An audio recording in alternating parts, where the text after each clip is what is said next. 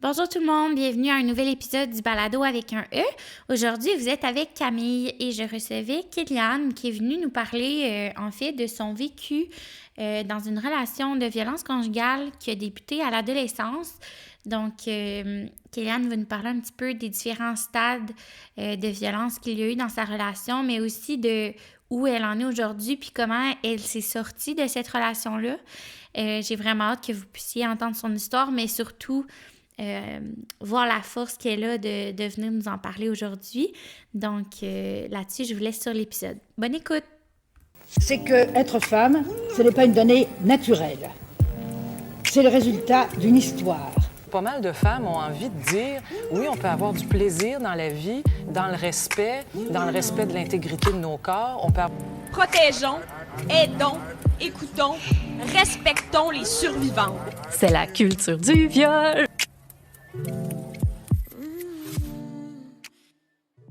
Allô Kéliane, merci beaucoup d'avoir accepté de venir nous parler de ce que tu as vécu aujourd'hui. Je vais te laisser te présenter. En fait, moi, c'est Kéliane. J'étais infirmière clinicienne. Puis, en fait, là, moi, je trouve ça important aujourd'hui de venir parler un peu de ce qui m'était arrivé pour sensibiliser les gens. Fait qu'aujourd'hui, on va parler de la violence conjugale dans le contexte d'adolescence. Parce que je pense qu'on n'en parle pas assez. En effet. OK. Puis, dans le fond, on s'est fait un genre d'ordre chronologique un peu pour aider les gens à suivre. Si tu nous parlais un peu de t'avais quel âge quand tu as commencé cette relation-là, ça a été quoi les débuts de votre rencontre puis tout ça? Moi, j'avais 14 ans quand on s'est rencontrés. J'étais au secondaire. Si ça peut bien situer les gens de cet âge-là, j'étais en secondaire 3. OK. Et on s'est rencontrés dans un cours, en fait, là. Quand j'étais au secondaire, j'étais victime beaucoup d'intimidation quand même, là, puis il a comme pris ma défense. C'est ce qui a fait qu'on est rentrés en contact par la suite. OK. Puis comment vous en êtes venus, mettons, à former un couple? Est-ce que vous êtes fréquentés pendant quelques temps? Avez-vous été comme amis avant d'être un couple? On s'est fréquentés pendant quelques semaines. Je dirais qu'on n'était pas nécessairement eu le temps d'être amis. Ouais, ça va vite souvent au secondaire. Ouais, c'est comme...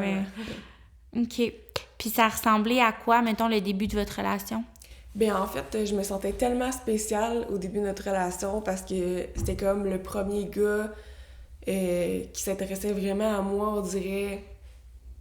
Mais c'était pas nécessairement le premier gars, mais c'était comme différent parce qu'il faisait partie de la gang qui était cool, qu'on pourrait dire quand on était au secondaire. Il faisait partie des gens qui étaient comme plus intéressants. Fait qu'on dirait que je me sentais spéciale, que lui prenne le temps de me défendre, qu'il vienne m'écrire, qu'il me dise que je suis belle. Ça m'a vraiment comme fait sentir spéciale, ouais. Puis je suis comme tombée plus dans le panneau à cause de ça, je pense. Puis est-ce que tu as déjà remarqué des signes au début de votre relation? Tu sais, ça a été quoi les premiers signes que tu as remarqués? Ça a-tu pris genre 2-3 ans? Parce que je pense que tu as été 4-5 ans au total en couple avec cette personne-là? 5 ans et demi ensemble. OK. Je te dirais que ça a été différent, l'évolution au cours de notre relation, là. Au début de notre relation, tu sais, on dirait que justement pour me faire sentir spéciale, il choisissait ces moments, en fait, pour qu'on se voit.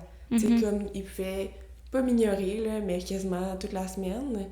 Puis la fin de semaine, quand c'était le temps de se voir, c'était comme moi qu'il fallait qu'il écrive. Puis là, quand il m'écrivait, là, après ça, on passait une super belle fin de semaine. Mais le restant de la semaine, tu sais, on était comme moins ensemble. Puis tu sais, pour mettre en contexte un peu, au début de notre relation, ça n'a pas été long qu'il a abandonné l'école. Fait qu'on se voyait plus à l'école non plus. OK. Fait qu'au début, à l'école, on se voyait, mais encore là, on avait comme nos clics un peu chacun, parce qu'on venait pas du même monde, on pourrait dire. Puis quand lui est parti, après ça, on se voyait les fins de semaine, puis on se voyait pas la semaine parce qu'il travaillait de nuit. Fait que on dirait que quand on se voyait, c'était tellement spécial que genre moi, je me sentais aussi vraiment spéciale. Puis je sentais que comme c'était moi qu'il fallait qu'il cherchait l'attention de lui. Comme si un peu il se laissait... Pas il se laissait désirer, mais... tu sais, il te laissait comme... faire les mots, tu sais, pour qu'on se voit, puis que là, je sente que comme c'était important que moi, de mon côté, je travaille pour lui, tu sais. Ah ouais, OK. Tandis qu'au long de notre relation, tu sais, il a commencé à entrer la jalousie, puis là, au début, vu que justement, j'étais habituée à ce qu'il soit super détaché, ben ça faisait que quand il était jaloux, j'étais comme « Hey, ça veut dire que là, il a commencé à m'aimer pour vrai, tu sais. J'ai ok. comme associé ça à une preuve d'amour, la jalousie, Ouais. quand ça n'aurait pas dû être ça. Puis, c'était démontré comment la jalousie? C'était-tu que t'avais pas le droit de voir certaines personnes? Que justement, il fallait tout le temps, quand vous avez des moments là, vous étiez ensemble? Ben au début, c'était comme léger, là. C'était plus comme « Ah, tel gars, tu sais, je fais pas confiance, j'aimerais mieux que tu le voies pas. » Puis là, ben plus que ça avançait, plus que là, ben j'avais plus le droit de faire l'activité, vraiment, tu sais. La fin de mon secondaire 5, tu sais, j'ai comme réalisé par après, en regardant mes albums, tu sais, il y a plein d'activités où je suis pas allée parce que, tu sais, ils voulaient pas que j'y aille, ils avaient peur que je voie d'autres gars. Puis si tel ou tel gars allait être là, je peux pas y aller. Puis ce coup, genre, je me disais juste comme, bah... C'était comme déguisé un peu, en fait, comme... ben, à la place que t'es là-bas, passer du temps avec, genre, tes amis de secondaire qu'on s'en fout, t'es verras plus après. Ben, à la place, on va passer du temps ensemble de qualité. OK. Fait que comme j'étais... Toutes les fois où est-ce qu'on avait des activités de groupe au secondaire, c'est drôle, là, mais ils prévoyaient quelque chose ensemble, t'sais. Mais c'était comme un peu caché. Ils ne disaient pas nécessairement qu'ils voulaient pas que je voie ces gars-là ou qu'ils voulaient pas que je voie du monde. Fait que ça restait subtil, puis justement, ben, toi, un peu, ça te valorisait de savoir que ton chum, tu sais, prenait soin de toi, voulait passer du temps avec toi, puis tu sais, c'est pas comme s'il te laissait tout faire, dans le sens où, pour toi, j'imagine que c'était le fun de savoir qu'il voulait être avec toi, puis qu'il voulait ton attention aussi. Ben oui, vraiment, parce qu'au début, c'était moi qui courais après son attention. Fait que là, il me demande de l'attention, on dirait que là, c'était comme tellement le fun. J'étais contente. Il m'avait tellement fait travailler fort pour arriver là, qu'on dirait qu'après ça, c'était comme ma récompense. Mais je disais pas à ce moment-là qu'en fait, ça allait trop loin, la manière qu'est-ce qu'il me demandait, puis comment il organisait ces choses. Ben, il était encore subtil à ce moment-là, tu sais. C'est plus tard dans notre relation que là, il était plus comme ouvertement, il disait que c'était de la jalousie, tu sais. Puis, mettons, dans les débuts, quand il y avait des petites subtilités comme ça, est-ce que t'as des amis déjà qui s'en rendaient compte, qui t'en parlaient, qui disaient, mettons, pourquoi tu viens pas à tel événement? Est-ce que, mettons, il y en avait autour de toi qui se rendaient compte un petit peu déjà de tout ça, que t'étais vraiment toujours avec ton chum quand vous pouviez? On dirait que quand on était au secondaire, c'était comme normal, en fait, d'avoir une relation fusionnelle. C'est comme ça que tout le monde recherchait. C'est ça qu'on voit dans les films d'amour. Ouais, très intense, puis... Fait que, tu sais, oui, je me faisais dire des fois qu'on était quand même... que j'étais fusionnelle, mais en même temps, j'avais vu toutes mes amies faire la même affaire avec leur chum. Mais c'était pas nécessairement toxique dans leur cas à eux. Mais, tu sais, j'avais pas réalisé à cause de tout ça. C'est comme plus tard, on dirait que là, même mes meilleurs amis, tu sais, je les voyais plus. Fait que là, on dirait que j'ai plus eu de comeback que c'était comme rendu toxique. Là.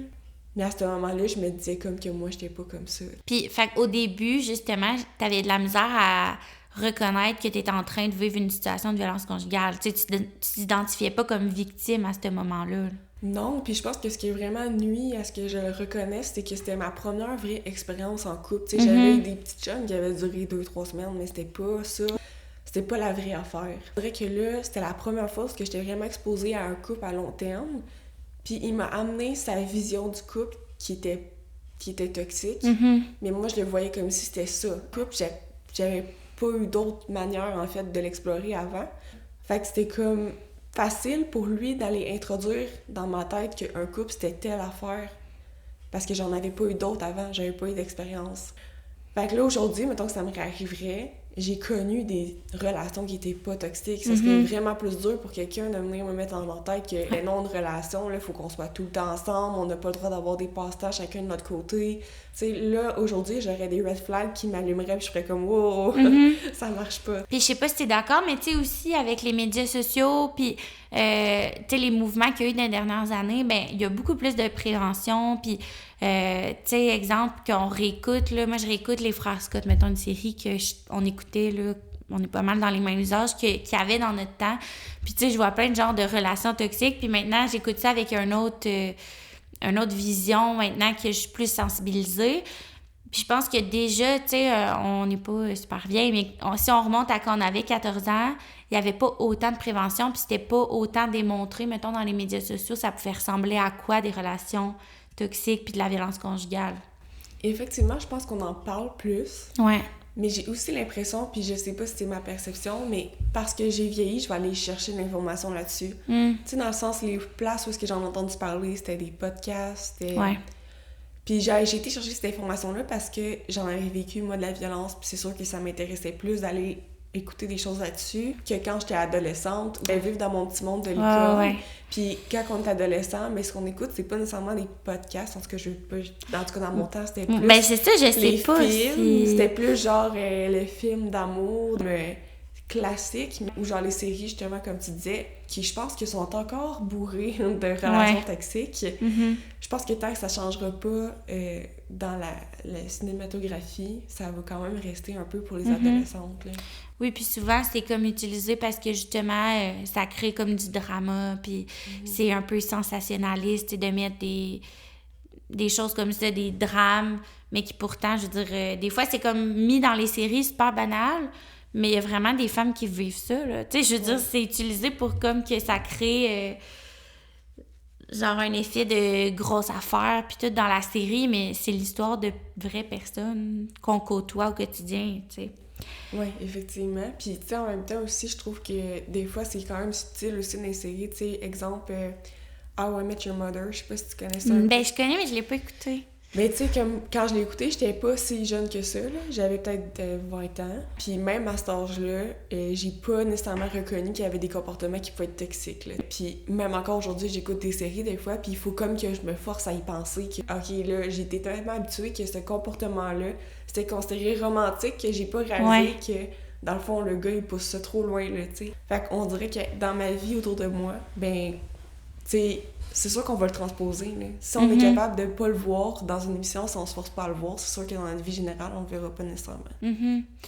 Puis, justement, tu sais, là, tu me parles au début de jalousie, puis plus loin dans votre relation, comment que la violence s'est installée, outre que la jalousie, mettons? C'est ressemblé à quoi? Comment ça l'a escaladé?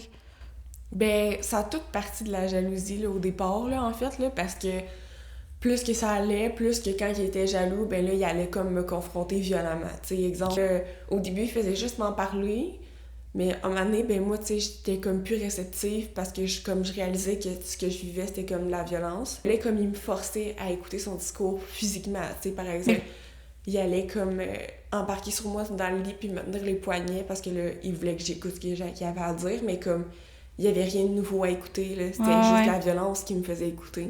Puis il utilisait comme sa force physique pour me le faire sentir. Puis il y a une fois à la fin de notre relation que comme il était tellement jaloux que ça l'a amené à la colère qui a fait qu'il m'a frappé. Comme il était un peu le déclencheur pour moi de faire comme OK, là, ça devient dangereux.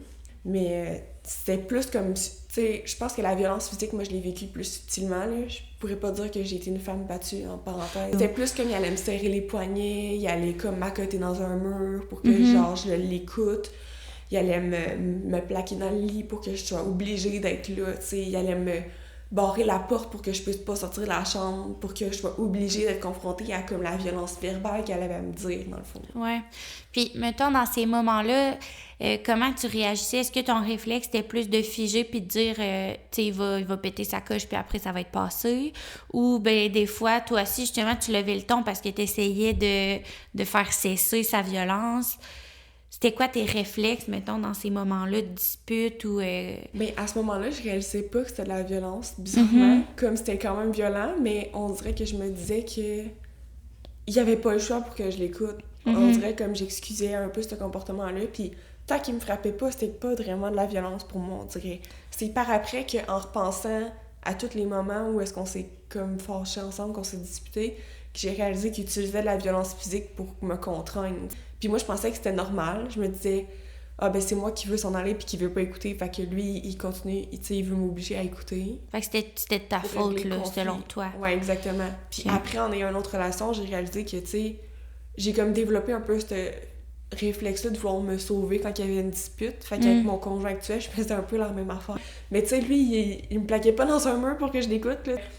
Il faisait juste comme, hey, on peut-tu prendre 2 minutes pour comme régler le conflit? Puis si t'as vraiment besoin d'espace, ben comme dis-moi-le. Mais j'aimerais ça qu'on puisse régler un peu ça. Il y a moyen comme de le dire au lieu d'utiliser ta force physique, mais moi je réalisais pas dans ce temps-là que c'était pas normal. Fait que ça t'a amené à éviter les conflits dans ta vie personnelle, même par la suite. Oui, c'est Parce que pour toi, quand il y avait un conflit, même si c'était quelque chose de banal qu'on peut régler entre deux personnes adultes matures, ben ton expérience, c'était que quand il y avait un conflit, ça escaladait, puis ça revenait toujours contre toi. En fait, à chaque fois qu'on avait un conflit, je t'ai jamais écoutée. Oui, il faisait des pauses pour que je puisse parler, mais je n'étais pas écoutée, il comprenait pas qu'est-ce que je voulais dire. Fait que j'étais tellement habituée qu'il m'écoute pas, qu'on dirait j'avais l'impression que si j'avais un conflit avec quelqu'un, une dispute, automatiquement, j'allais devenir la pas fine, la méchante. Fait que pour me sortir de tout ça, j'aimais mieux juste comme m'en aller que de perdre mon temps à m'expliquer pour quelque chose qui allait rien donner finalement, tu sais. Autant que je pouvais être convaincue avant d'aller le voir que ce que je vivais, c'était pas correct puis qu'il fallait que j'en parle avec lui pour qu'on règle le problème. À chaque fois, je sortais de là puis c'était moi qui avais pas été correct finalement puis genre, il a fallu que je m'excuse. Et où la logique là-dedans, t'sais? Mais il réussissait quand même à aller comme me manipuler pour faire ça. Puis des fois, justement, ça devenait tellement violent que j'aimais mieux comme laisser aller. J'aimais mieux faire comme, OK, garde, c'est correct, t'as raison. Puis éviter tout ça.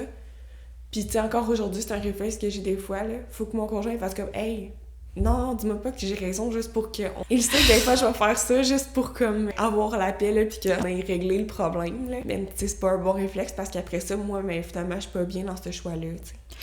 Mais on pourrait en reparler, mais veux pas, ça te... Tu sais, mettons, dans ta nouvelle relation, que là, ça fait quelques années déjà que t'es avec ton chum, il a fallu que tu réapprennes tous les comportements à avoir en relation pour une relation saine, puis j'imagine même dans tes amitiés.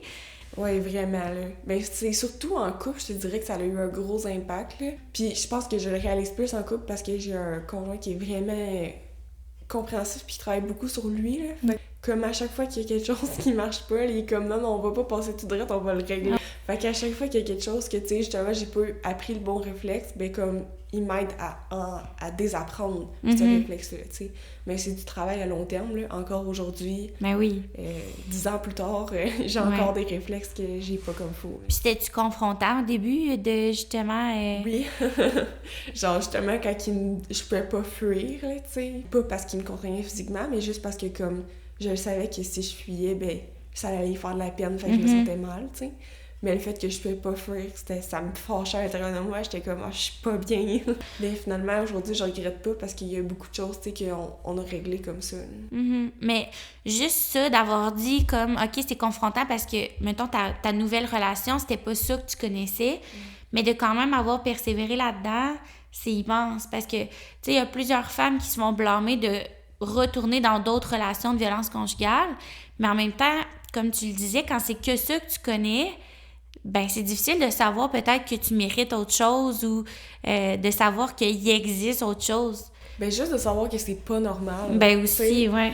Parce que c'est clair que la violence physique, que c'est pas normal. Ouais. Mais la violence psychologique, là, c'est pas clair que c'est pas normal. Puis il y a des couples que je connais qui sont pas nécessairement full malsains, toxiques comme ce que j'ai vécu, mais qui ont quand même des comportements qui peuvent être toxiques, tu sais.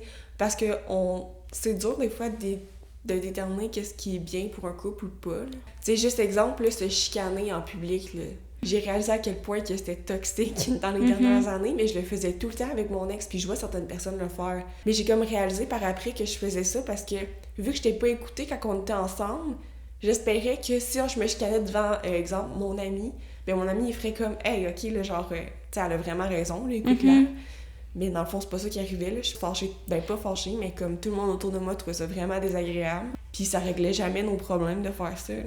Ou sont plus comme mal à l'aise. Tu sais, dans le sens où des disputes entre couples, habituellement, ça se règle plus dans l'intimité. Exactement. Tu parles, tu sais, qu'il y a eu de la violence physique, psychologique. Est-ce qu'il y avait d'autres types, exemple, financiers? Je sais que vous étiez plus jeunes, mais éventuellement, vous avez habité ensemble. Y a-tu d'autres types de violences, mettons? Ben, en fait, là, oui, il y a eu de la violence financière, là, comme tu parlais, là, il y a eu vraiment eu beaucoup d'abus. Tu sais, lui, il venait d'un milieu qui était comme plus défavorisé. Fait que ça lui comme amené ma sympathie, mais des fois, je pense qu'il y en a... Mais en fait, je suis pas mal sûre qu'il y en a abusé, là. Tu sais, mettons qu'il avait besoin d'argent pour payer son loyer ou des petites affaires, son épicerie, ben comme je dépannais souvent. Puis comme je viens d'un milieu un peu plus aisé que lui, ben on dirait que comme... Ben tu sais, j'utilisais mes prêts et bourses de l'université pour comme... pas de l'université, mais du cégep pour aider Puis ça revenait pas nécessairement, j'imagine, tout le temps, là, cet argent-là. Non, c'est ça. En fait, Ok. la majorité du temps, ça revenait pas. Mais on dirait que j'accumulais les petits montants, puis il me disait tout le temps que, genre, un moment donné, il y aurait une job stable, puis il serait capable de me rembourser, puis que, tu sais, de toute façon, on était un couple. Fait qu'éventuellement, mon argent est son argent, puis son argent est mon argent, mais, tu sais, ça marche pas comme ça tout à fait, là. Tu sais, dans le sens que si l'argent vient toujours du même côté, Ben oui.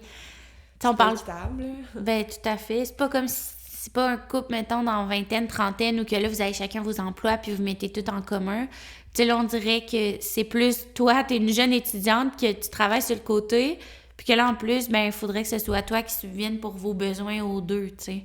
C'est pas... on s'entend que c'est pas très normal, là. Ouais, exactement. Mais c'était tout le temps des petites affaires, là. Tu sais, comme un moment donné, son cellulaire, ben là, il avait tout...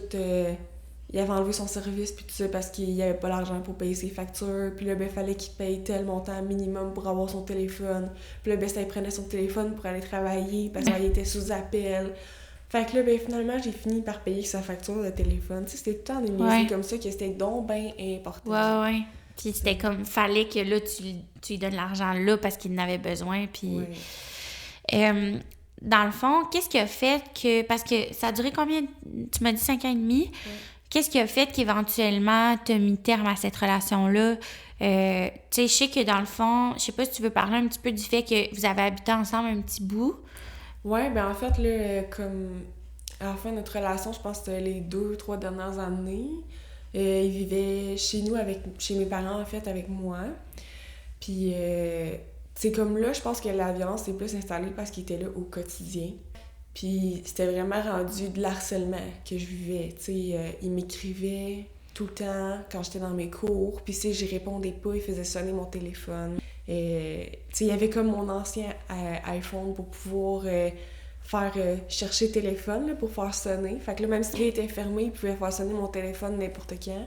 Oh mon Dieu, je savais pas que ça existait. Ouais, fait que, mais tu sais, normalement, c'est vraiment utile parce qu'exemple, que je cherche Ouais, mon téléphone, puis qui est sur silence. ben, je peux le trouver. Ouais. Mais lui, il l'utilisait pas dans le bon optique, là. Fait que des fois, j'étais dans un cours, puis là, ben, il faisait sonner mon téléphone. C'était vraiment, tu sais, ça me mettait dans des situations malaisantes un peu avec mes profs. Il me géolocalisait pour savoir là, où est-ce que j'étais. Si je sortais du campus, du cégep, ben là, il m'écrivait, là, tu sais. Puis au début, c'était comme genre, qu'est-ce que tu fais? Mais à la fin, c'était plus comme, excusez mes mots, mais hostie de salope, t'es de rien à me tromper avec qui? Fait que c'était... Pendant que t'étais en train de faire tes cours au cégep, là. Ouais, ou genre, mettons que j'allais manger au resto avec des amis sur mon temps de dîner. Ouais. Mais là, genre, vu que j'étais plus dans le campus du cégep, là, c'était comme... lui, il se mettait dans sa tête que je suis en train de le tromper, mais au lieu de faire comme « Hey, salut, qu'est-ce que tu fais? » Ah, parce qu'il voyait sur son sel. Ouais, où est-ce que j'étais? Il disait comme « Hey, salope, t'es en train de me tromper avec qui, là? Pourquoi t'es pas au cégep? » Tu sais, c'était comme tout le temps accusateur. C'était vraiment, tu sais... Puis moi, ben, je réalisais pas, on dirait que c'était comme lié à la violence, mais ça me dénigrait quand même à l'intérieur de moi, de me faire tout le temps traiter de même, là. Ben oui. Puis, tu sais, l'application que tu me parles, est-ce que ça avait été au début installé, genre, pour une raison de dire, mettons, ah, ben, je veux savoir, t'es à combien de temps de la maison quand tu te reviens, ou... Ben ça, c'était vraiment, en fait, encore parce qu'il y avait mon ancien iPhone. Puis comme, à cause de ça, c'est vu que c'était le même compte, Attends, il pouvait voir mon téléphone, il était où, dans le fond. Nous autres, on est toutes sur le même compte familial à Apple, fait que on peut toutes voir un peu où est-ce qu'on est. Mais lui, il a utilisé ça pour voir mon téléphone. Ouais. OK. Mais c'était pas... il a comme découvert cette application-là. C'était pas dit. Puis à partir de ces moments-là, quand t'étais au cégep, est-ce que là, il y a des gens qui ont commencé à s'en rendre compte? Tu sais, dans le sens où on voit à quel point que ça se passe dans votre intimité, puis que tes amis peuvent pas nécessairement être conscientes de tout ça, là. Tu sais, toi, tu reçois des textos, ça se passe quand vous êtes à la maison. Tu sais, éventuellement des gens qui... Puis, mettons, sans rentrer dans la vie personnelle de tes parents, mais tu sais, ils habitaient avec vous.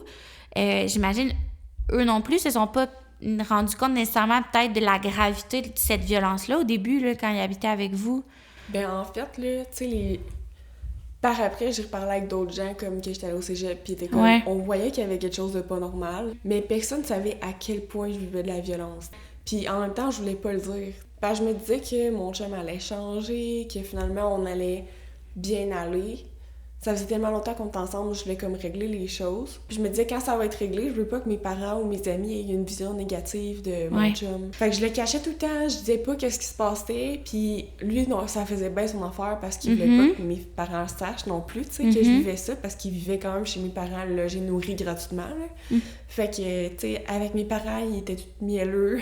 Puis avec ma famille, sur le côté de mon père, c'était pire parce que, en fait, mes parents sont séparés. Puis quand on allait chez mon père, là, il était tellement fin avec tout le monde, puis il rendait des services, puis tout ça. Fait que tout le monde le voyait comme un bon petit gars.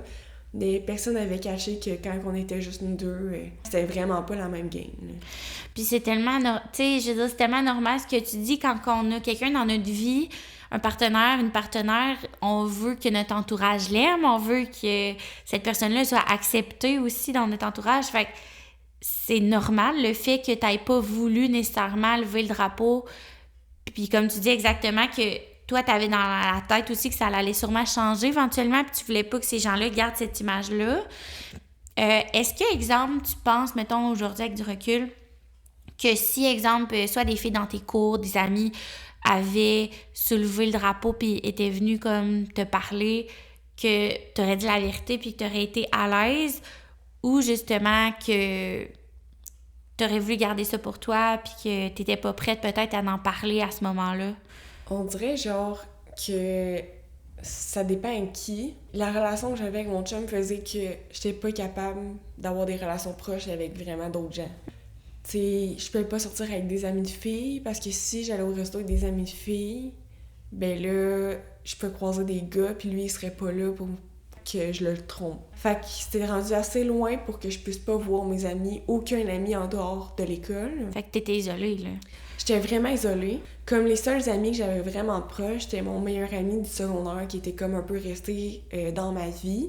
Puis lui, il me l'avait dit que c'était comme toxique, mais quand on avait commencé à sortir ensemble, moi puis le chum qui est toxique, mon meilleur ami m'avait dit comme « Hey, c'est pas un bon gars ». Puis on dirait que je voulais lui prouver qu'il avait tort. Fait que comme ça a fait que mon ego voulait pas accepter qu'il me disait que c'était toxique puis c'est red flag quand il me disait. Puis aussi, genre, tu sais, je suis capable de me projeter dans... t'as 14-15 ans, tu sais, lui, c'était quelqu'un qui était un peu plus, peut-être, tu sais, à l'école, tu sais, il a fini par, justement, quitter l'école. Tu sais, on a, des fois, quand on est ado, là, cette image-là de sauveuse, un peu, là. Ouais. Tu sais, surtout quand on est empathique de base, puis que c'est valorisant de dire, ben, il va venir dans ma vie, puis ça va l'aider, puis... Tu sais, j'imagine que ça arrive encore à beaucoup de jeunes filles, ça, là.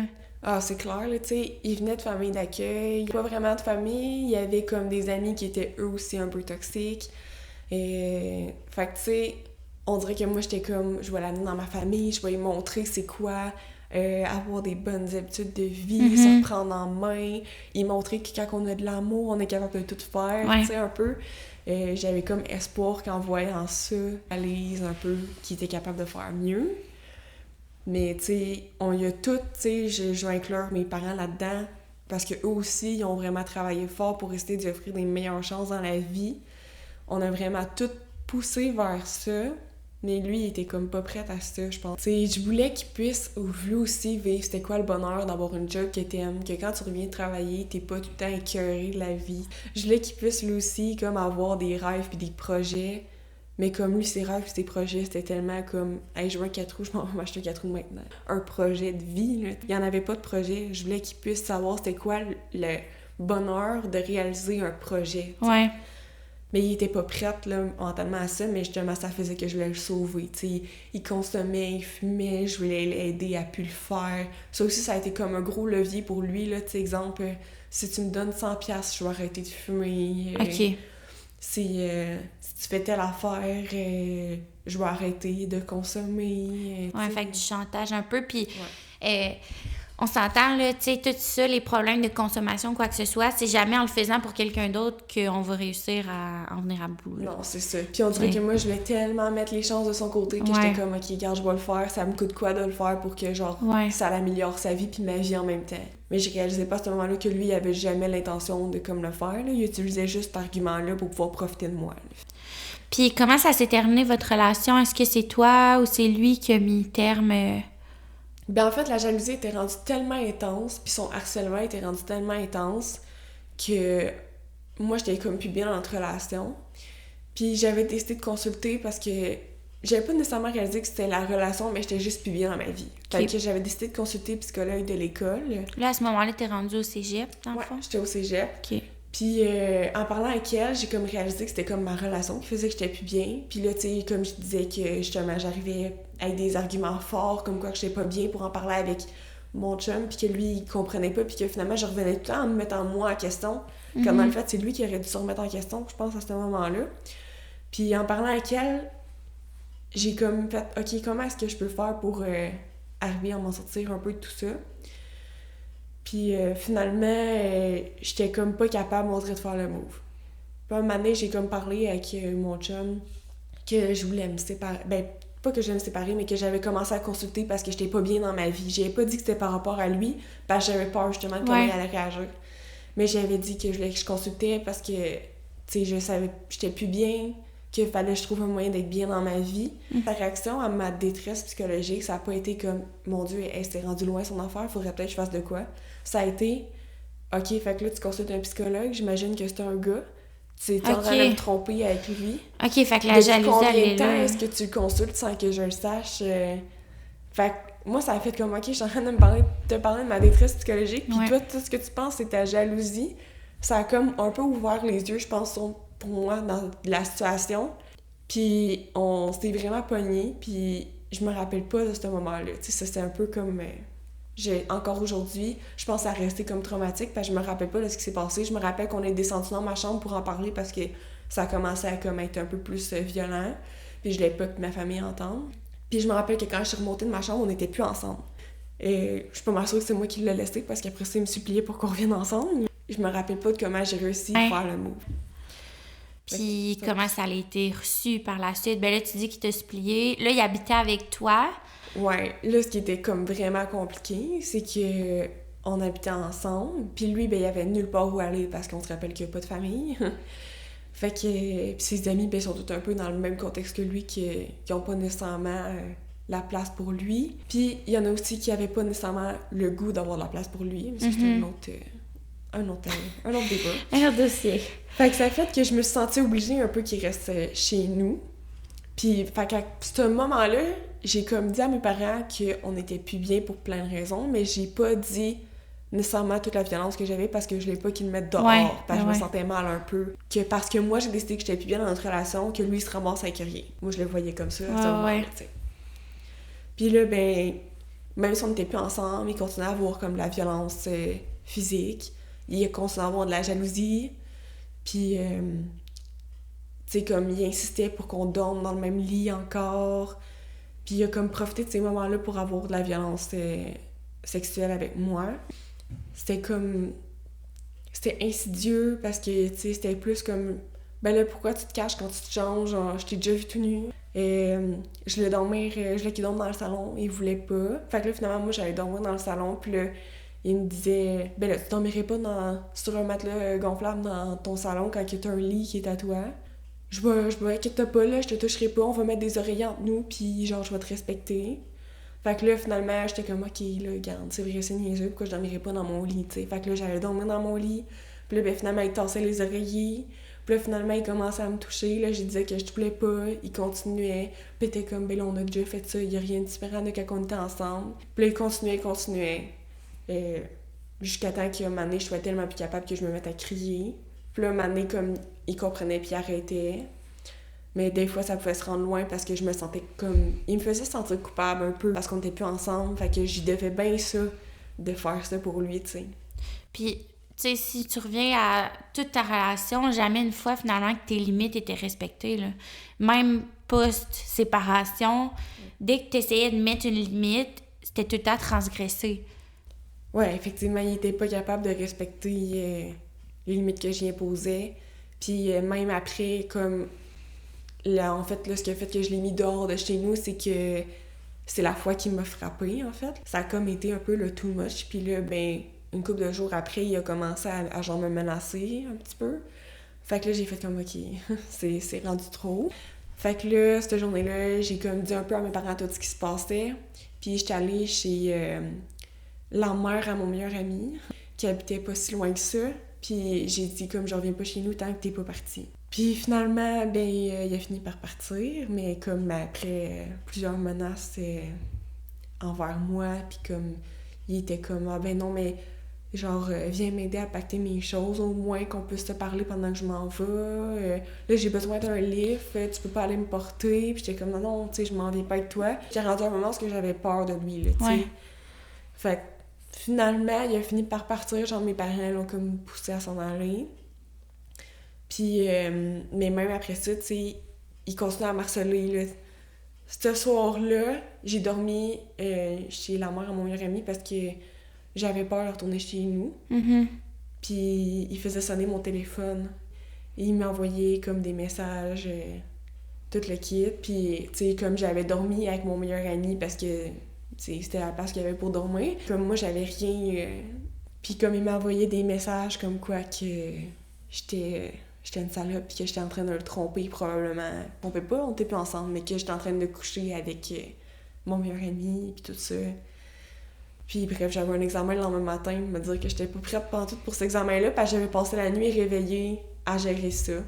Il avait en fait déclaré mon ordi volé à Apple avec mon ancien téléphone. Fait que là, j'avais essayé de gérer ça parce que j'avais besoin de mon ordi pour mon examen. Là. Finalement, j'avais pas pu prendre mon ordi, je sais plus comment je m'étais dépannée, mais il avait fallu que je monte à Québec. OK, fait qu'il y avait du contrôle même Ouais. sur tes appareils puis tout ça, là. Ouais. Tu sais, il avait fallu que je monte à Québec pour leur... Puis là, fallait que je leur prouve que c'était vraiment mon ordi puis que genre, c'était comme... Parce que là, il l'avait déclaré volé. Normalement, c'est le propriétaire qui déclare volé, là. Puis, tu sais, ça me fait encore rire un peu aujourd'hui parce que tu peux laisser un message au voleur, genre j'ai appelé la police ou whatever, tu peux me ramener mon ordi à telle place. Mais lui, le message qu'il avait laissé, c'est « T'es en train de me tromper, cette salope. » Fait que quand j'étais arrivée chez Apple, il était comme « Ben là, c'est peut-être pas nécessairement ton ordi, gna gna gna. » J'ai ouvert l'ordi puis je leur ai montré le message puis le vendeur a juste fait comme Mais là, Seigneur, ouais. « What the fuck? » Ouais. Ça l'a plaidé un peu à ma cause, je dirais, là, tu sais, mais bref, c'était comme...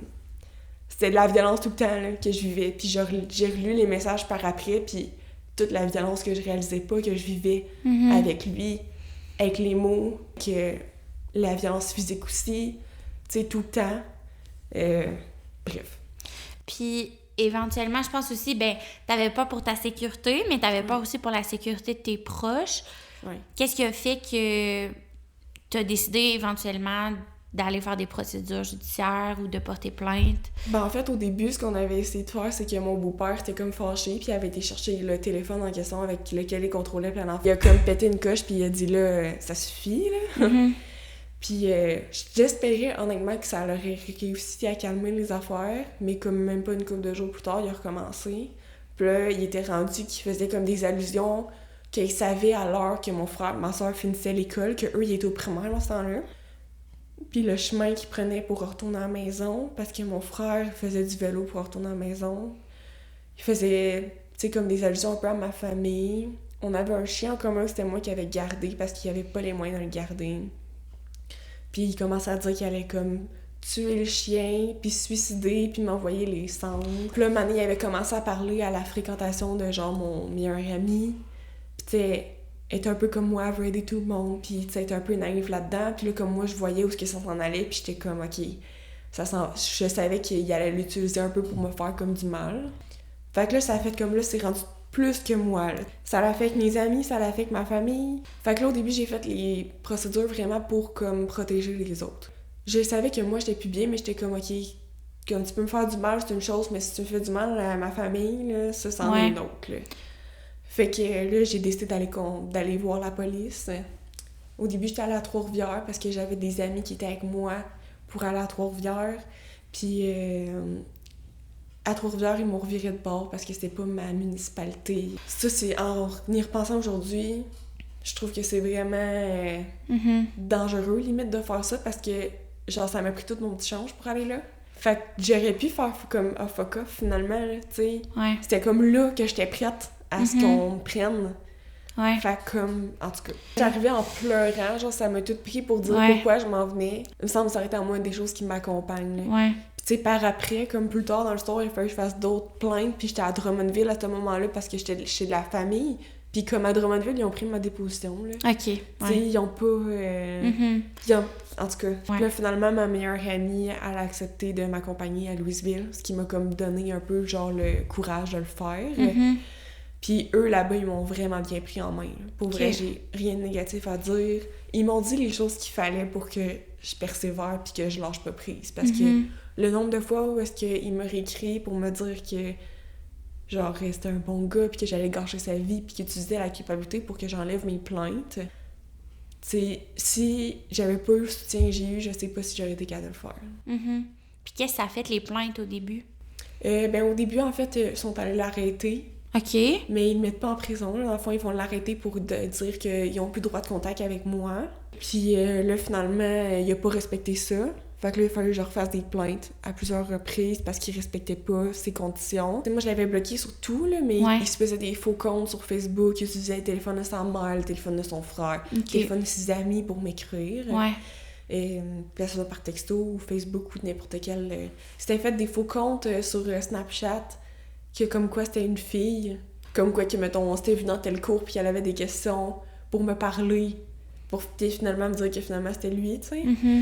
Fait que, tu sais, il utilisait plein de ruses, en fait, là, pour pouvoir venir me parler et communiquer avec moi. Puis là, à chaque fois, il fallait que j'aille faire des plaintes au poste de police avec des preuves, des screenshots de ce qu'il m'avait dit, ce qu'il avait fait et tout ça. Tu sais, ce que je retiens de ça, c'est que c'est vraiment important que quand que j'ai un soupçon que c'est lui, qu'il faut qu'il me dise que c'est lui. Fait qu'exemple, j'essaie de le pousser à me dire que c'était lui pour que j'ai une preuve écrite que, dans le fond, Jules César sur Facebook, c'était lui. Mais tu sais, c'est beaucoup de temps, là, puis d'énergie que toi... Je veux dire, toi, c'est toi qui as vécu ça, c'est même pas toi qui es responsable des violences. Puis là, c'est toi qui dois prendre tout ce temps-là puis toute cette énergie-là à chaque fois à devoir faire des démarches, rappeler la police, puis pour qu'ils remettent des choses en place pour ta sécurité puis la sécurité de tes proches. Puis là, tout ça, mettons, on parle de quelle échéance de temps, là? C'est-tu comme en quelques mois, en quelques semaines? Ben, dans le fond, on s'est séparés en février. Je l'ai mis dehors de chez nous en avril. Puis de avril à juillet, j'ai fait des plaintes comme non-stop. Puis en juillet, on a eu notre procès. OK. Fait que ça a quand même été honnêtement rapide, là. Selon d'autres cas qu'on a, tu as eu rapidement ton procès, là. Puis c'est une bonne chose. Ça a été rapide, mais je pense qu'ils n'ont pas eu le choix. Ils mettaient tellement les limites strictes qu'ils étaient rendus qu'ils ne peuvent pas être à moins d'1 kilomètre de chez nous, tu sais. 1 kilomètre! Fait que, tu sais, c'était rendu compliqué d'augmenter les contraintes, je pense, là. Que là, ils ont comme pas eu le choix de faire de quoi, là. J'ai l'impression. Parce que peu importe, ils respectaient jamais, là, tu sais. Puis ils étaient rendus qu'ils me menaçaient de mort. Fait que c'était rendu vraiment dangereux, là. Moi, je me sentais pas en sécurité non plus, là. Puis comment t'as vécu ça, le procès, puis ce qui a suivi en lien avec les procédures judiciaires? J'ai trouvé ça dur parce que j'étais comme... Tu sais, il a manipulé tous les gens autour de moi. Fait que même mes parents, surtout ma mère, qui est aussi... Tu sais, je tiens pas du voisin, là. Fait que, tu sais, ma mère, elle avait pas vécu ce que j'avais vécu. Fait que, tu sais, ça a été dur pour elle, je pense, comme d'assimiler qu'il avait vraiment fait de la violence. Fait que quand je faisais des plaintes, tu sais, elle me soutenait pas tout le temps à 100% comme j'aurais voulu être soutenue. Puis, tu sais, elle était comme... Elle espérait encore, je pense, qu'ils reprennent le bon bord, là. Fait que, comme elle se disait que si je faisais des plaintes, ben là, il irait en prison. Fait que là, il y aurait plus de possibilité de redevenir une bonne personne puis d'avoir une belle job puis tout ça. Fait que, tu sais, elle me soutenait pas tout le temps quand que je faisais des démarches. C'était souvent mon beau-père qui, comme, la ramenait un peu à l'ordre. Fait que c'est comme, OK, non, là, tu sais... Ça... Tu sais, là, je pense que c'est important qu'on fasse telle affaire. Fait que, mais tu sais, je me sentais pas 100% soutenue. C'était vraiment comme mon meilleur ami et ma meilleure amie qui m'ont soutenue là-dedans. Ils ont-tu pu être présents, mettons, au procès, puis... Ben, au procès, j'étais déjà, en fait, rendue avec mon chum actuel, qui est le frère de mon meilleur ami. Fait que j'aurais voulu qu'il soit là, mais ma mère avait amené un point qui, je sais pas honnêtement si ça aurait vraiment fait ça, mais elle disait que s'il était là, puis que mon ex le voyait, ben comme ça pourrait vraiment créer comme plus de friction puis plus de problèmes. Fait que finalement, j'ai été toute seule avec ma mère là-bas. OK. Puis t'avais-tu du soutien du CAVAC quand t'étais au palais de justice?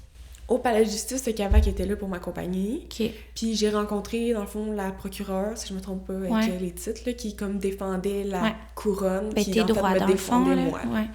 Puis est-ce qu'on t'avait préparé un peu à ça pourrait ressembler à quoi les questions? Tu sais, est-ce qu'on t'avait préparé à ce que t'allais vivre justement au procès? Ben en fait, la procureure, elle m'a comme un peu préparé 1-2 heures avant le procès. Mais tu sais, j'ai pas eu de rencontre, là, parce qu'on a su la date comme à peu près une semaine avant, là, tu sais. Quand tu sais que ça l'arrive, tu le sais pas bien longtemps avant, là. Fait que la journée même, eux, ils m'avaient dit d'arriver à telle heure. Puis là, ben à partir de là, comme la procureure, elle m'avait préparé. Puis on sait pas non plus à quelle heure on passe au tribunal. Fait que le temps qu'on avait pour se préparer dépendait de comme les causes avant moi, combien de temps ils prenaient. Puis elle m'avait comme un peu préparé à ça, mais je pense qu'elle s'est fait avoir un peu parce que comme c'était pas le procès, c'était une enquête à ce moment-là. Fait que elle avait dit qu'il parlerait pas des violences sexuelles à ce moment-là, que c'était comme pas ça qui était prévu à l'ordre du jour.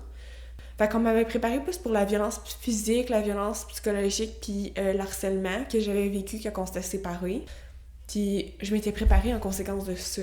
Mais l'avocat de mon ex, lui, il a comme mis sur le tapis la violence sexuelle. Ça m'a un peu pris de court, je dirais. Puis ce que j'étais pas prête, puis personne n'aurait pu me préparer à ça, c'est comment que son avocat a agi avec moi. T'sais. C'est sûr que c'est sa job là, d'essayer de me faire dire des niaiseries pour que ça mette en doute ma crédibilité.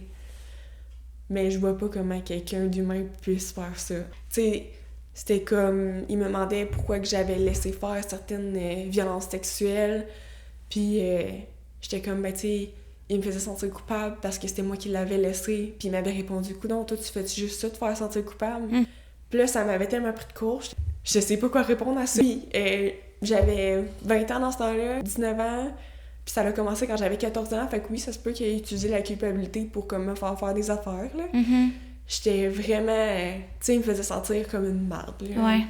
Le juge, à ce moment-là, il parlait pas. Tu sais, comme... Lui, il a comme vraiment fait son interrogatoire, mettons, là.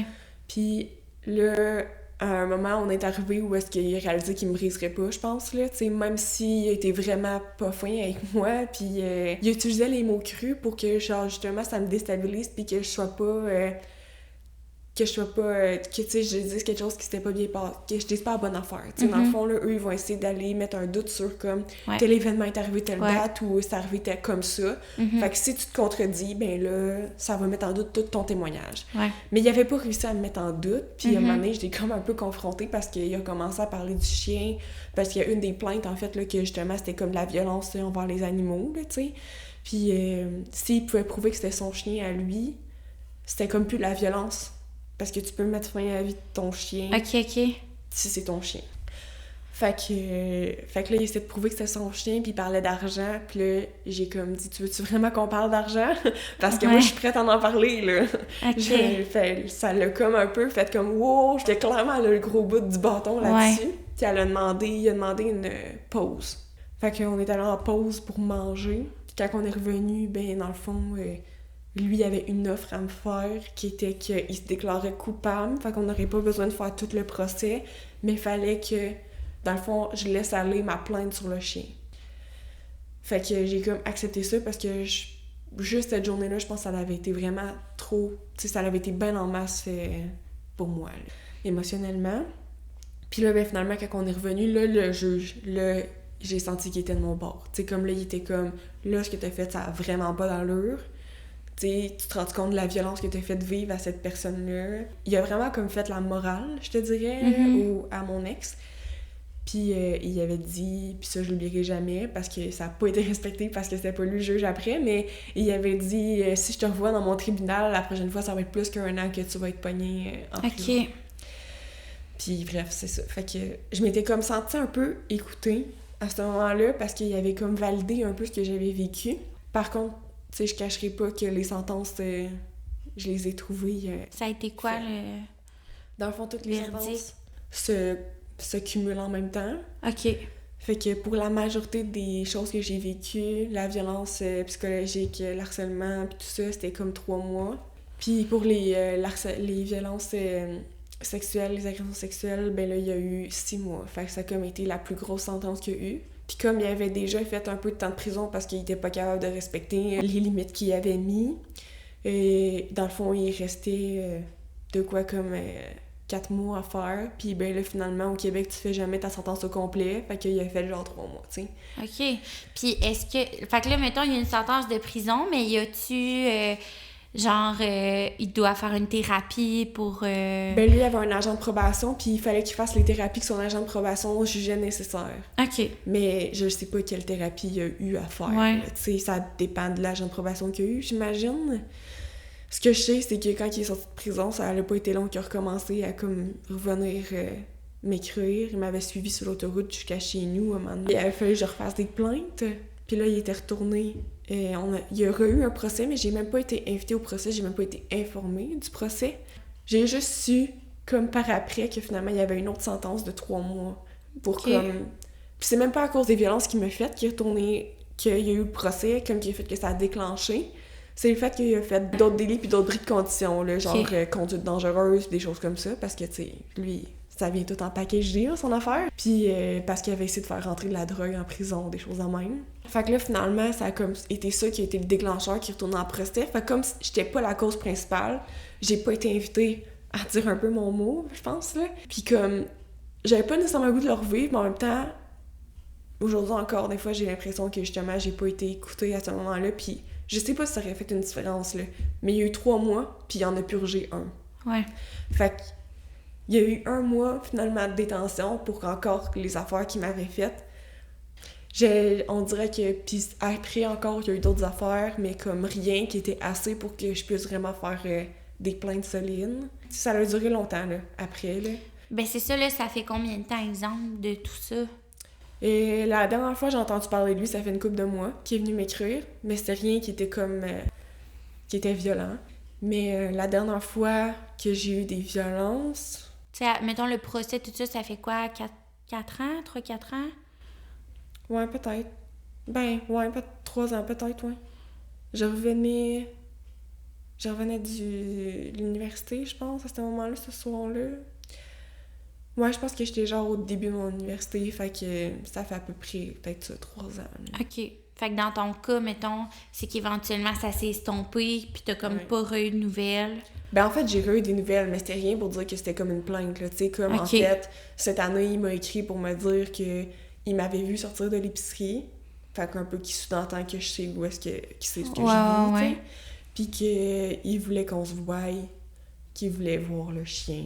Puis finalement, j'ai comme dit non, puis j'ai dit que s'il allait plus loin, j'allais pas hésiter à recommencer à faire des plaintes. Comme il y avait plus de conditions à ce moment-là, ben c'est pas un bris de conditions. Comme il m'a pas menacé directement, ben j'étais pas non plus à faire de plainte. Puis là, ben je pense qu'il a comme compris que j'hésiterais pas à recommencer si j'avais besoin de recommencer.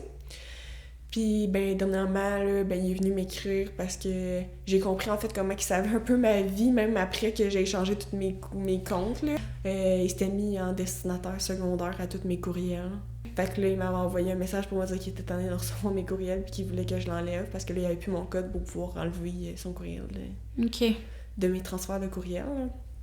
Fait que... Mais c'était mon ancien courriel, fait que je m'en foutais un peu, mais... Tu sais, bref. Je pense que... Ça a comme... Le dernier message qu'il m'a fait, ça a été comme un peu le moment où il a décroché. En tout cas, j'ai comme espoir. Parce que le fait qu'il était prêt à laisser aller mon courriel, que lui, il savait pas que c'était pas mon vrai courriel, là. Mais le fait qu'il était capable de laisser aller mon courriel, c'était un peu, je pense, une manière de laisser aller son pouvoir sur moi. J'ai espoir que ce soit la fin. On dirait que je peux jamais dire que c'est la fin. Mais je vis mieux quand même, là. Ben c'est ça, comment tu te sens, mettons, aujourd'hui? Aujourd'hui, je me sens plus prête à affronter ça. Tu sais, aujourd'hui, je sais quoi faire si ça réarrive. Aujourd'hui, je me sentirais pas coupable si j'ai besoin de refaire des plaintes parce qu'il recommence à être violent. Fait que je pense que je suis plus prête à affronter ça. Puis je dirais genre « bring it on », qu'on pourrait dire en anglais. Comme, je suis prête... La dernière fois qu'il m'a écrit, au début, ça m'a stressée. Mais après ça, j'ai comme réfléchi puis j'ai fait comme « ok, ouais, mais je sais quoi faire, là. » Il m'a réécrit, je me suis sentie menacée, parfait. J'ai dit à tout le monde à ma job, « Hey, regarde, s'il y a quelqu'un qui appelle pour moi, ben dites aucune information, dites même pas que je travaille ici, là. Aucune information.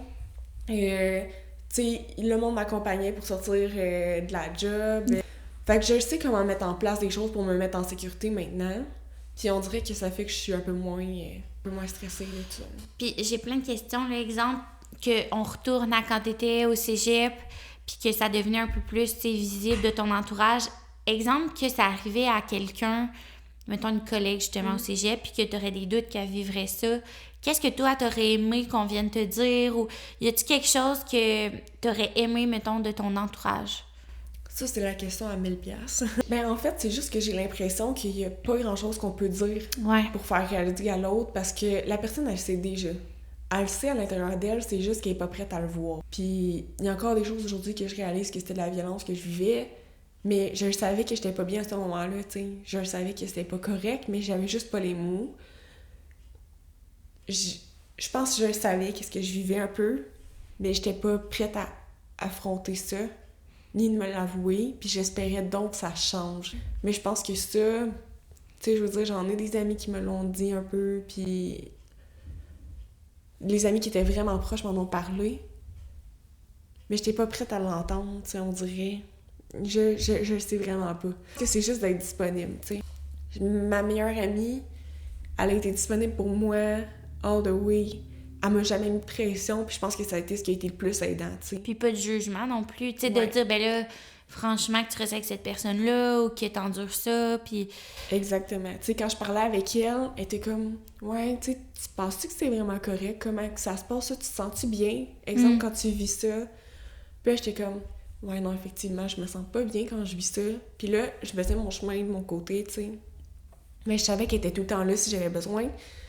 Puis elle savait là, que genre je le laisserais pas tout de suite là. Elle savait que genre ça pourrait continuer puis que... Puis tu sais, je pense que c'est ça des fois qui est un peu décourageant là, pour l'entourage. On est comme, ben voyons, on va-tu mettre fin à cette relation-là, qu'on tourne la page, tu sais. Elle savait, mais elle continuait quand même à être présente pour moi, sans me juger, être là pour m'écouter puis m'accompagner. Puis quand que j'étais prête à aller voir la police, ben elle était là pour moi. Puis je pense que c'est le meilleur accompagnement qu'on peut faire. C'est juste quand on voit que la personne est prête, ben... Puis de semer des doutes, mais des doutes comme raisonnables. Ça sert à rien de dire « Ben là, ton chum, c'est un trou de cul », puis tu fais juste confronter l'autre personne, puis elle a juste le goût de te prouver que t'as pas raison. Ben mettons. oui. Puis, tu sais, je pense qu'il faut que ça vienne aussi de la personne. Mais ce que tu me dis, comment elle agit avec toi, de juste essayer de toi-même te poser des questions pour que peut-être toi-même tu fasses tes réalisations, puis que tu réfléchisses à ce que tu vivais.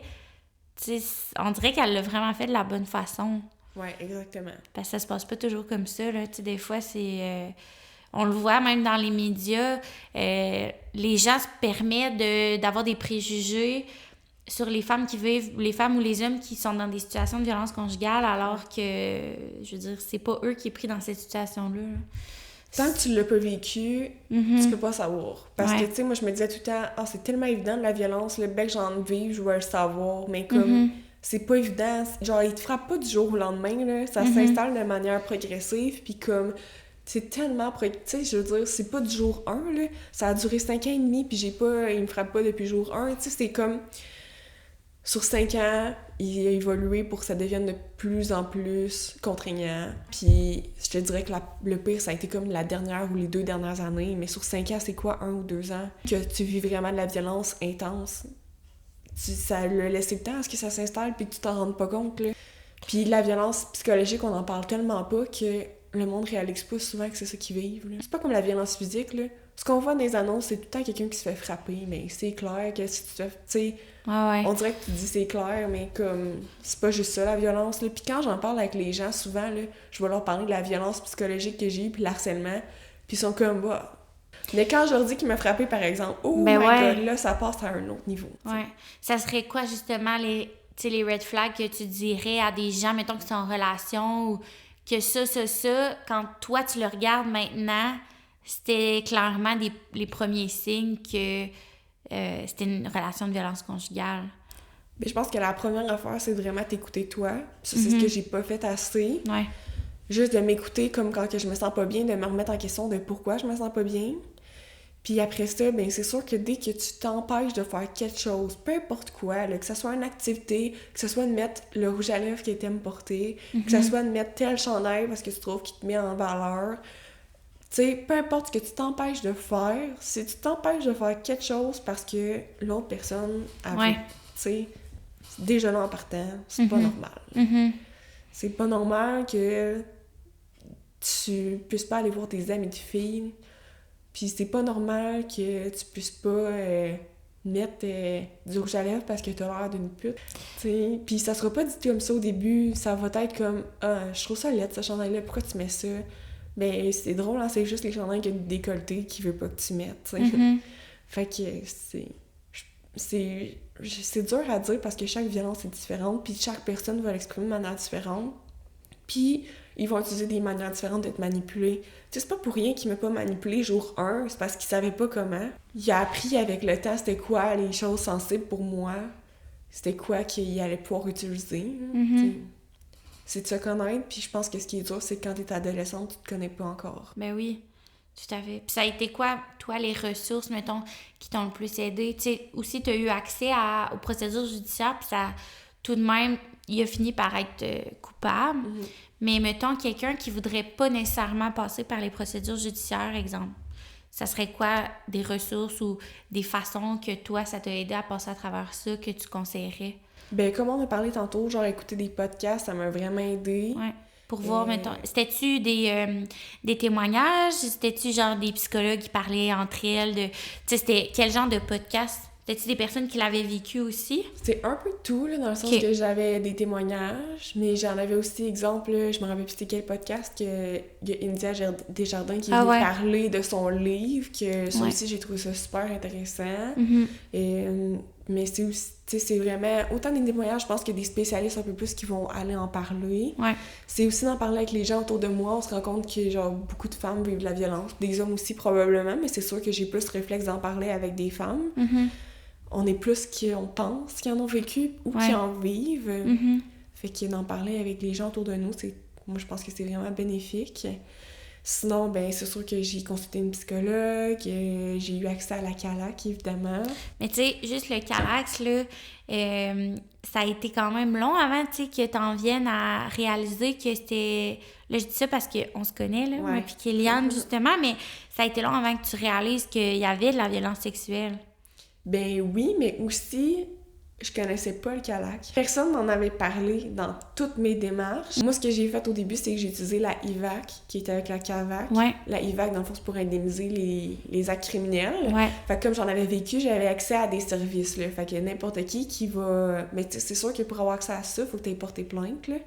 C'est le côté... Pas nécessairement. Non? Tu vois ça, exemple, que t'avais pas porté plainte. Mettons que t'avais pas porté plainte puis qu'on t'avait parlé du Calax. Mettons, une amie t'avait parlé du Calax.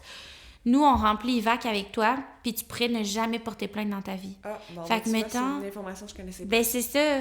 Tu sais, puis il y en a gros, là, qui arrivent ici, puis ils pensent que, justement, pour avoir IVAC, il faut que tu portes plainte. Mais dans le fond, tu as le droit d'avoir un psy, une sexo, plein de trucs avec IVAC, sans jamais porter plainte. Tu sais, c'est comme pas relié à la police, là. OK. Bon, ben... C'est l'information que j'avais pas comme faut, mais bref, moi, j'avais IVAC à ce moment-là, qui vont rembourser un psychologue. Tu sais, ça m'a aidé, mais je pense que c'est vraiment pas contre la psychologue parce que je suis sûre qu'elle est super bonne avec d'autres personnes, mais je pense qu'on n'était pas un match. Non, c'est ça, des fois, ça clique pas. Puis aussi, dans le contexte de la IVAC, moi, je me sentais un peu comme de la pression qu'il fallait que je progresse tel nombre de séances parce que même si tu peux prolonger, tu peux pas prolonger à l'infini. Fait qu'on dirait que j'avais comme cette pression de performance-là que je me mettais à cause de tout ça qui faisait que j'étais comme moins... C'était moins fluide ou naturel, ou tu sentais moins que tu pouvais y aller à ton rythme, là, tu sais. C'était comme, fallait que les choses bougent. C'est ça. Puis je pense que moi, j'avais besoin, personnellement, de me faire comme bousculer un peu dans mes réflexions, puis j'avais une psychologue qui était plus comme dans l'écoute, ce qui peut être très bien pour certaines personnes, mais moi, c'était pas ça que j'avais besoin. Puis la première rencontre que j'ai eue avec la Calac, ça a comme été, je pense, ce qui a changé ma vie. Alors, tu sais, je veux dire, t'as été témoin, là. Une rencontre, ça a été enough. Juste le fait de me faire dire... Puis ça, je pense que c'était ce qui est le plus marquant pour moi, mais chaque personne, ça va être différent. Mais me faire dire, hey, la personne là, qui t'a fait ça, elle savait ce qu'elle faisait.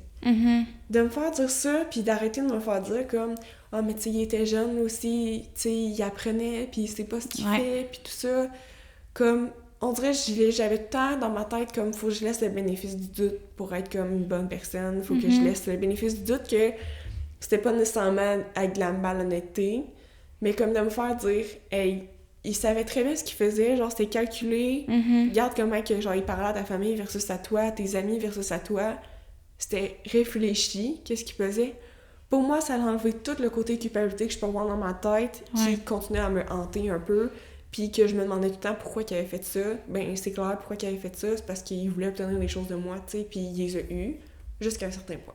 Fait que ça soit validé, puis en plus, tu sais, que ça soit une personne neutre, ça aide parce que ta famille, tes amis qui, eux, le connaissaient, tu sais, justement, quand tu parles de ta mère, qu'elle, elle avait créé un certain attachement parce qu'elle aussi a habité avec vous, mais à un moment donné, ces personnes-là aussi vivent plein d'émotions, fait qu'ils sont pas nécessairement neutres aussi dans la situation. Oui, exactement. Fait que, tu sais, là, de te faire valider que ce que tu vis, là, si tu le dis à quelqu'un d'externe, c'est clair, là, que c'est de la manipulation, puis que c'est prémédité, puis que la personne sait ce qu'elle fait. Puis c'est niaiseux, mais moi, je suis quelqu'un de vraiment comme... Tu sais, j'étais infirmière, là. Fait méthodique. Le scientifique, la méthode, c'est vraiment important pour moi. Fait que de me faire sortir des statistiques, tu sais, je m'en rappelle plus, là, mais X pourcentage d'agresseurs savent très bien qu'est-ce qu'ils font.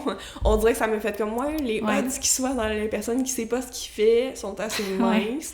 Puis compte tenu du fait qu'il recommence le pattern avec sa conjointe actuelle, ça fait comme, ben ouais, je pense qu'il savait assez qu'est-ce qu'il faisait, sinon il aurait compris que c'était pas le bon chemin, depuis le temps, tu sais, bref. Fait que, on dirait que, de me faire sortir des statistiques comme sur des recherches qui ont du sens, puis de me faire dire par un professionnel, ça a comme pour moi tout changé, ça a ouvert des portes dans ma tête que j'étais pas prête peut-être à ouvrir avant ou que je m'étais pas fait dire de la bonne manière, mais ça a comme tout changé. Ce soir-là, j'ai pleuré, mais j'ai pleuré parce que j'étais enfin comme... Puis à partir de ce moment-là, je me suis sentie vraiment plus... j'ai juste le mot en anglais, là, mais powerful. Ben oui, puis c'est ça le but, que ça soit toi qui reprenne le pouvoir, puis que ça... Parce que la violence conjugale, dans le fond, c'est que souvent, c'est que quelqu'un a du pouvoir sur ta vie. Puis là, que tu reprennes ce pouvoir-là, puis que ça soit toi qui décide, puis qui gère comment tu vas agir, puis qu'est-ce que tu vas dire, puis ça va être quoi tes prochains moves, puis que ça soit pas ton chum en arrière qui ait cette pression-là, puis ce pouvoir-là, ben c'est immense, là. Oui, vraiment. Tu sais, il y a tellement eu d'impact dans ma vie à ce moment-là. Tu sais, pendant une séparation, je finissais mon cégep. C'est quand même une grosse session quand tu finis le cégep. Je cacherai pas que ça a eu un gros impact sur mes notes puis ma performance scolaire. J'ai trouvé ça dur de pouvoir me concentrer à l'école quand que je vivais tout ça. Mais tu sais, aujourd'hui, ça m'a pas empêché, je pense, de comme justement reprendre mon pouvoir. Puis là, tu sais, j'ai fait mon bac, je suis en train de faire ma maîtrise en sciences infirmières. Et tu sais, je suis vraiment fière de ce que je suis rendue. J'ai réussi à me reprendre puis faire comme, OK, non, c'est pas vrai qu'il va avoir un impact sur ma vie au long terme. Genre, aujourd'hui, c'est un autre jour, puis je vais me reprendre en main. Je suis certaine à 1000% que s'il y a une personne qui écoute ça puis qui a vécu une situation similaire ou qui est en train de le vivre, ça va leur donner espoir, puis je pense que tu vas pouvoir les guider là-dedans, là. Ouais, c'est sûr que c'est pas un processus qui est facile, faut qu'on soit prête pour le faire quand on le fait. Ouais. Mais c'est un processus qui est payant, parce que je sais pas comment je m'en serais sortie si j'avais pas décidé de sortir de là, tu sais. Il était rendu qu'il avait commencé à me frapper, c'était quoi la prochaine étape, là? Puis je me rappelle, à ce moment-là, à cette époque-là, quand j'ai fait cette plainte-là, c'était avec quelqu'un, je pense à Trois-Rivières, qui avait essayé de porter plainte pour son conjoint parce qu'elle avait peur, puis il l'avait pas pris au sérieux, puis finalement elle est décédée. OK. Elle s'est fait tuer par son conjoint. Puis moi, ça m'a fait comme, oh boy, on dirait que ça m'a ouvert les yeux de comme ça peut aller loin, puis je sais pas, là, tu sais, ça se serait-tu rendu là, j'en ai aucune idée à quel point il aurait été capable d'aller loin, parce que j'ai l'impression que je l'ai pas vraiment connu, cette personne-là. Il m'a jamais montré la vraie personne qui était, tu sais. C'était quoi ses limites? Il avait pas l'air d'en avoir, là, fait que c'était quoi? Jusqu'où il aurait été capable d'aller pour me garder pour lui, continuer à abuser un peu de moi? Je sais pas. Jusqu'où la colère aurait pu le guider, puis c'est sûr que la consommation, selon moi, ça l'aide pas. Non. Tu sais, quand t'es en consommation puis que t'es fâché, la vision des limites des autres, elle commence à être floue un peu. T'sais. Fait que bref, je suis contente d'avoir réussi à mettre mon pied à terre puis d'aller jusqu'au bout. C'est pas facile à faire, mais ça va m'avoir permis d'avoir une vraiment meilleure vie aujourd'hui. Puis je regrette pas du tout mon parcours. Y a-t-il des choses que tu voulais nommer qu'on n'a pas parlé? Ah, ben, en terminant, là... on a reçu au podcast il y a quelques semaines Mélanie Claveau, qui est une physio pelvienne. Ah oui. Puis on n'en a pas parlé ensemble, mais toi, t'as aussi rencontré une physio par rapport à ça. Est-ce que tu veux juste en parler un petit peu de en quoi ça consiste? Puis parce qu'on n'en entend pas vraiment parler, là. Ben, tu sais, comme moi, je pense un peu multifactoriel, pourquoi j'en avais besoin. J'ai de l'endométriose, fait que c'est sûr que ça joue vraiment beaucoup là-dessus. Pour les femmes qui connaissent pas ça, je vais utiliser cette tribune-là pour dire aussi que c'est pas normal que t'aies de la douleur quand t'es menstruée, qui t'invalide. C'est pas normal que tu vives ça. Fait que va consulter des pouces parce que malheureusement, c'est vraiment banalisé. Ouais. Mais bref, j'ai de l'endométriose. Puis, ben, c'est sûr que les agressions sexuelles que j'ai vécues, ben, ça a créé un traumatisme qui a fait que j'avais des douleurs aux relations sexuelles. Comme c'est pas normal. C'était pas normal d'avoir ça. Puis, je m'étais fait parler de physio-périnéale. C'est qui t'avait parlé de ça? Ben, j'ai quelqu'un dans ma famille qui a de l'endométriose aussi. OK. Fait qu'elle l'avait faite. Puis j'en avais entendu parler un peu dans les podcasts aussi, mais pas pour de l'endométriose. Je trouve que c'est vraiment pas assez parlé, honnêtement. Ouais, puis pourtant, il y a beaucoup de femmes, là. Il y a, à ce qu'on sait, je pense, si je me rappelle bien la statistique, 6 femmes sur 10. OK. Ben, j'irai vérifier, mais ça... Il y en a vraiment beaucoup. Ouais. Puis c'est sous... c'est pas le vrai nombre, parce qu'on s'entend que c'est sous-diagnostiqué comme maladie, puis c'est pas toutes les femmes qui en parlent non plus. Fait que, bref... Ou on pense que c'est normal, fait qu'on va pas consulter, tu sais. C'était 1 femme sur 10, je pense. 1 femme sur 10, OK. mais c'est Ben, c'est déjà beaucoup. C'est ça, mais c'est sous-diagnostiqué. Fait que, tu sais, c'est probablement plus qu'une sur 10. Combien de personnes à qui j'en parle, puis qu'ils vivent des douleurs invalidantes, mais qu'on se fait tout le temps dire que c'est normal d'avoir mal quand t'es menstruée, fait qu'ils ont jamais consulté. Ouais. Fait que, en tout cas, moi, je pense qu'il y en a vraiment plus qu'on pense qu'ils l'ont. Fait que, bref, j'ai consulté pour ça, puis ça m'a vraiment aidée. Tu sais, c'est sûr que c'est gênant au début, là, parce que... On rentre dans ton intimité. Ouais. Puis surtout quand t'as été victime d'agression sexuelle, mais ils sont vraiment respectueux. En tout cas, moi, où je suis allée... Toi, c'était une femme? Ouais, moi, c'était une femme, là. Je sais pas si je peux lui faire de la pub, mais... Ben, ouais. Moi, c'est... à Trois-Rivières, c'est Marie-Ève Bergeron qui était ma physio. Elle se spécialise là-dedans. Tout ce qui est physiothérapie pelvienne. Puis tu sais, c'est pas juste pour... J'étais allée voir l'autre fois son site, là, c'est pas juste si t'as vécu une agression sexuelle, dans le fond. Si t'as n'importe quelle douleur en lien avec ton vagin, puis... C'est parce que, tu sais, c'est tabou, fait qu'on n'en parle pas, mais crime, à un moment donné... Puis la région pelvienne, ça soutient tout ton corps, oui, c'est quand même important. Là. Ça peut avoir un impact, puis ça, on n'en parle pas, mais ça peut avoir un impact sur tes douleurs au dos aussi, parce que tout est relié ensemble. Puis... c'est aussi pour les femmes qui ont des fuites urinaires en vieillissant. Ça va aider aussi à avoir moins de fuites. Ça peut éviter à avoir, exemple, un PCR ou avoir besoin de chirurgie. Un PCR, c'est un dispositif qu'on peut insérer intravaginal pour pouvoir soutenir les organes pour diminuer les fuites urinaires. OK. Mais tu sais, si, exemple, tu fais des exercices avec ta physio puis qu'on renforce les muscles, ben t'auras peut-être pas besoin d'en avoir un PCR, tu sais. Ça peut éviter, selon moi, des procédures médicales qui seraient pas nécessaires, là, tu sais. Je sais pas à quel point, je suis pas spécialiste, mais tu sais, de ce que j'ai compris en écoutant des podcasts ou en parlant avec d'autres personnes, tu sais, ça peut être utilisé vraiment bien pour ça, les fuites. Ça peut être utilisé pour les douleurs. Elle se spécialise aussi avec les enfants, mais je connais moins un peu ce volet-là, là. Mais en maternité, puis tout ça aussi, elle en fait. OK. Mais bref, moi, ça m'a vraiment beaucoup aidé pour les douleurs, puis elle est super respectueuse, tu sais, elle va pas...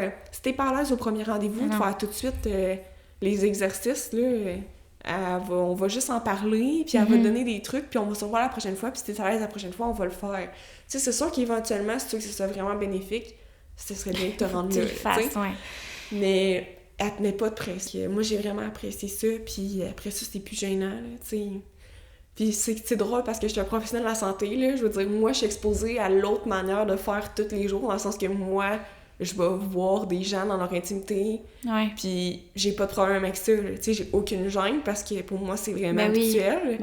Puis, mais quand on se retrouve dans l'autre rôle, on dirait que... c'est sûr. Ça m'a quand même confrontée un petit peu, mais tu sais, je m'auto-confrontais en me disant « Hey, là, tu sais, tu le sais, c'est quoi, là? » Quand tu retournes chez vous, tu te rappelles pas de « Hey, telle personne, elle ressemblait à ça. C'est partie intime. » Non, je veux dire, c'est correct, là, tu sais. On fait ça de la santé, puis il y a pas de gêne à avoir, puis ça m'a comme un peu calmée, puis après ça, c'était correct. Y avait-tu autre chose que t'aurais aimé mentionner, ou on est pas mal...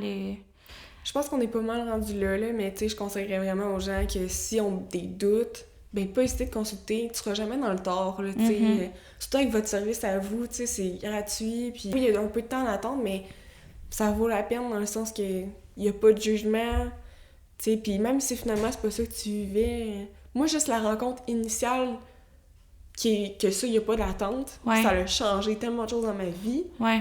Fait que tu peux juste faire la rencontre initiale puis aller comme un peu valider comme qu'est-ce que tu vis, c'est sain ou pas, puis c'est bien correct. En tout cas, tu me diras si je me trompe, mais je suis pas mal sûre que vous avez peut-être des femmes qui viennent juste pour une, deux rencontres, puis c'est que vous êtes pas fâchés qu'ils reviennent pas. Ben non, pas tout. Puis si je peux dire même chose avec, exemple, Maison de connivence ou le FOC, c'est les deux organismes, les maisons d'hébergement pour les femmes. Tu sais, je veux dire, tu peux y aller 10 fois dans ta vie, puis ou tu peux appeler, poser des questions, puis jamais qu'ils vont t'obliger ou te dire, ben là, réveille, tu vis de la violence, là. Tu sais, puis il y a des femmes ils vont aller plusieurs fois, mettons, en maison d'hébergement, retourner avec leur conjoint, jamais que les intervenantes vont les faire sentir mal ou les culpabiliser de pas être capables de terminer la relation à tout jamais, là. Fait que, tu sais, je pense que les ressources pour les femmes sont là pour ça, puis on a une approche qui, justement, permet de suivre ton rythme, peu importe c'est quoi ton rythme à toi. Puis c'est ça. Mais en tout cas, Kéliane, encore merci beaucoup. Puis je trouve que c'est immense le chemin que tu as parcouru, autant psychologiquement que même, tu sais, de reprendre tes études, d'aujourd'hui être rendue à maîtrise. T'as de quoi être fière.